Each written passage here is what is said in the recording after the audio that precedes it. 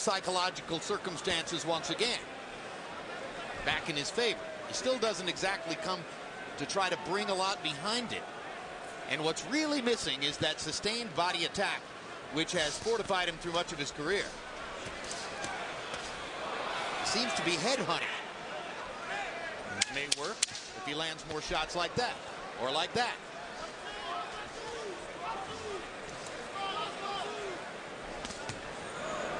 Quick left hook by Gaudet. Soto landed some heavy leather down the stretch, but there are unusual things going on in the ring compared to what we saw in the first 2 or 3 rounds of the fight. You ready? Whenever you want to go. Whenever you want to go. You need to go get him. Fake him with rhythm and attack him all out. How do you feel? Good? Breathe.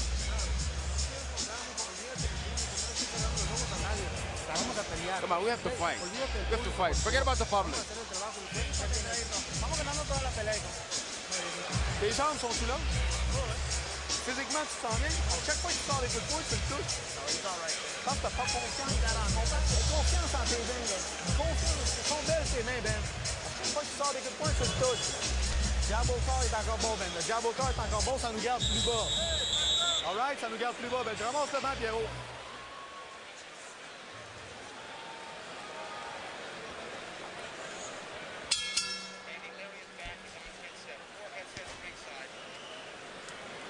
So we go to round 6 of a scheduled 12. Humberto Soto against Benoit Gaudet. And it's Soto in the blue and white trunks who seems to have the lead on the scorecards, though not the kind of physical dominance in the fight that we might have expected. Power shots through the 5th round. Soto 55 of 142. Gaudet 44 of 120. Humberto Soto's are the harder shots. And that's what Harold Lederman focused on in scoring the first 3 rounds.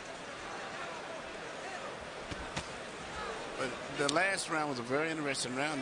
They both had good exchanges, and Benoit Gaudet seems to have more confidence now. Seems to have settled into the fight and seems to be a lot more comfortable. And himself is becoming aggressive. And it has Soto doing more of a boxing style now, which is very difficult for what it was the first few rounds. Well, he's thinking there's only one Benoit Gaudet. I'm sure there are a lot of French-Canadian fans who feel exactly the same way.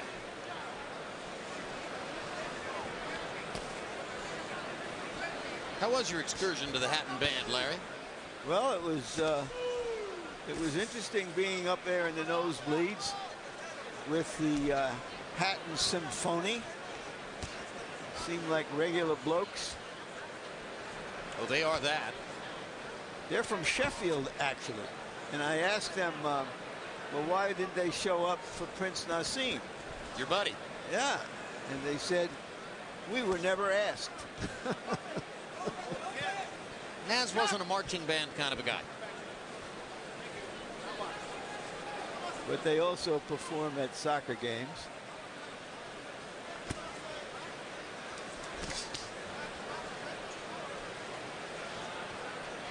And of course, it has been speculated that one reason that Hatton is so popular is that for fans of Man City, the second team in Manchester behind the famous Manchester U, Yankee of soccer organization, they rarely win, and Hatton has given them something to cheer for.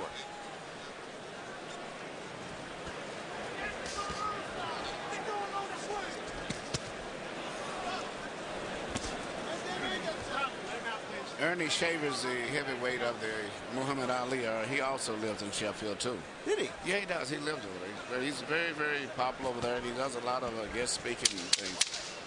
Very, very popular citizen over there in Sheffield.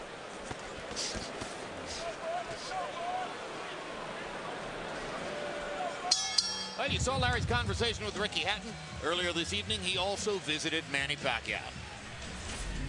Manny, since your famous victory over Oscar De La Hoya, the fight world has come around to thinking, well, Oscar was old and not as good as he had once been. Do you still have to prove you can beat a stronger man, a naturally bigger man? That's what I'm trying to do. Maintain the, to give a good show to the fight, and I'm not comparing my ability to the other fighter. With everything that goes on around you, back home especially, when you're in the ring, is that where you still feel the best? Well, when I'm in the ring, I'm inspired to focus the fight and then to continue the fight and to win the fight, because millions of Filipino are praying for me. Tell us what's going to happen tonight. It's hard to see something if the fight is not happening yet, but I will do my best. I'm not gonna promise to predict the fight, but I do my best to give a good fight and to give a good show to the people who are watching tonight. Thank you. Good luck. Thank you. And we're back live as Benoit Gaudet continues to try to befuddle Humberto Soto, the harder hitter. And Soto stalks and chases in round 7.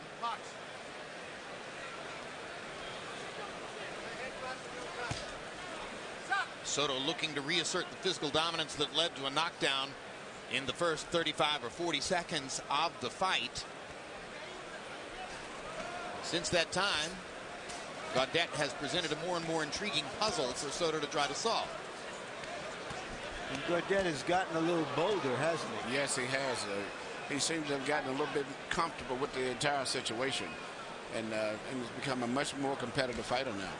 And he's taking some great shots. There was a sequence while you were headed upstairs, Larry, when Gaudet landed 2 or 3 flush right hands in a row, and seemed to have found something that might, help him to put Soto more and more on the defensive. But at the end of the day, the punching power difference remains the functional difference in the fight.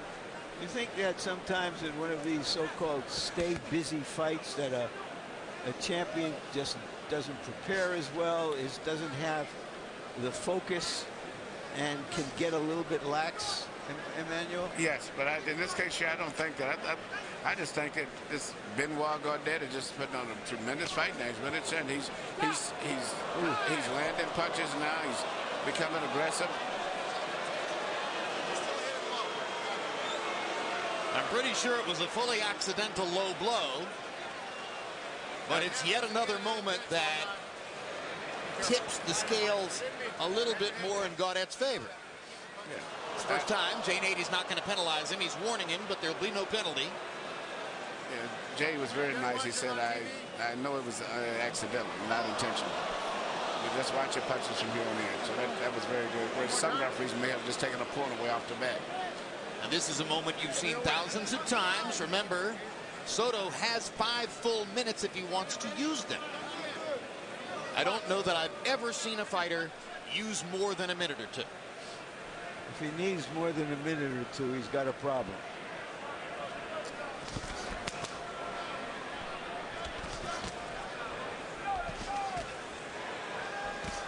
Soto now landing his chopping left hook upstairs. I don't know whether he's abandoned the body attack because it doesn't work or because he thinks he's going to knock Gaudet out with head punches. But it seems to me that Humberto Soto has gone away from his bread and butter. Yeah, and I don't know.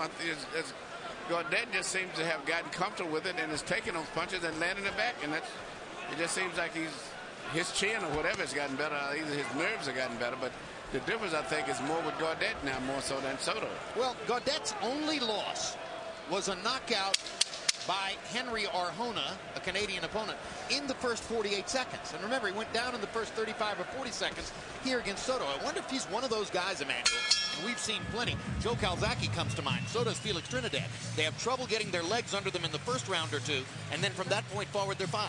You're right. That could have been the case with them. Well, he came back in his next fight and beat that opponent. Yes. You work up top, finish up the body, finish up at the liver, the hook to the liver. Work. If you want to fight, fight. But try it there. You know how to do it. Work the uppercuts on the inside where you're closed. Uppercuts on the inside. You're not going to rip off his head. Work the body, work the sides. Ça veut pas dire qu'il y en a malade, mais croire en toi, mort dans ton monde, puis plante tes pieds, ramène tes mains. This is what I call a perfect example of a low blow that was not intentional. His head was pulled down, so the punches that was intended to be in the body area was pushed down and it was lower. And I think the referee made a good call on that by just letting him have a risk and not taking a point away.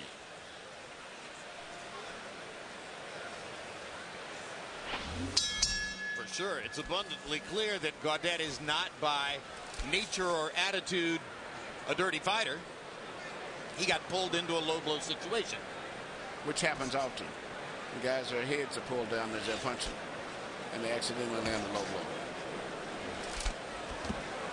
And what we've seen, I didn't know that Gaudet had enough power to even hurt an opponent with a low blow.